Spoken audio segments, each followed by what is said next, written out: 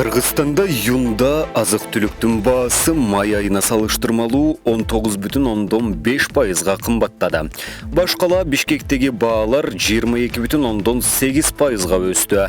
Бул тууралуу Улуттук статистика комитети кабарлады. Сабиз 54,4%, картошка 36,3%га чейин кымбаттады. Бышыкчылык мезгил экенине карабай, мөмө жемиштердин баасы 6,4%га өскөн. Коронавирус пандемиясында кымбатчылык каптап, базар баасы 2020 жылдын жазынан бери улам жогорулап жатат. Улуттук банк жакынкы айларда инфляция 10%дан ашпайт деп 2021 жылдын февралында болжолдоп, жылдын аягында 7%га чейин төмөндөй тургандыгын билдирген. Бирок май айындагы божомол боюнча сентябрга чейин инфляция 11%дык деңгээлинде болоору, жыл соңунда 9%га чейин төмөндөй тургандыгы айтылган. Күйүүчү май айдын аягына чейин 1-2 сомго кымбатташы мүмкүн. Бул тууралуу Мунай сатуучулар ассоциациясынын президенти Канат Эшатов билдирди.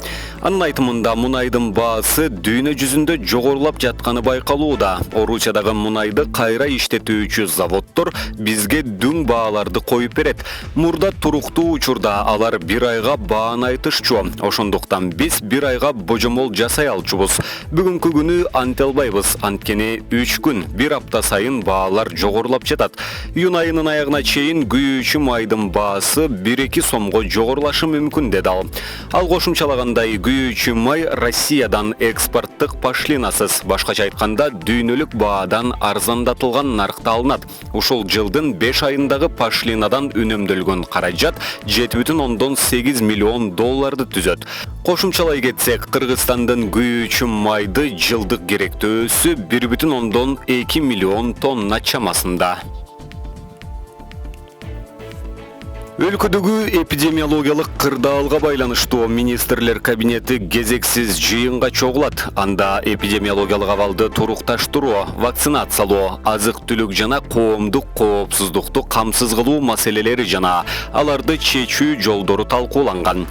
Ушул күндөрү Кыргызстанда күн сайын 700-900 киши коронавирус жугузуп алгандыгы расмий аныкталып жатат. Ооруканаларда 2000ден ашык киши оору менен алышууда.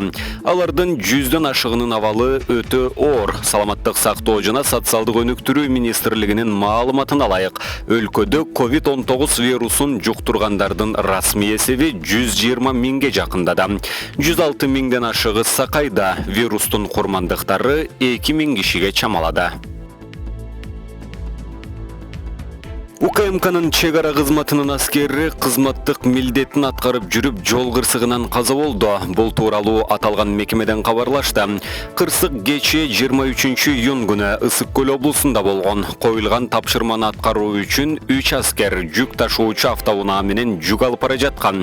Алдын ала маалыматтарга караганда, айдоочу сөөк ашуусунда рулду башкара албай автоунаа оодарылып кеткен. Кесипетинде айдоочу ооруканага жетпей жолдо каза болуп, 2 аскер ар кандай жаракат алды деп айтылат билдирүүдө. Жол кырсыгы боюнча тергөө иштери башталып, окуя кандай жагдайда болгондугу такталып жатат.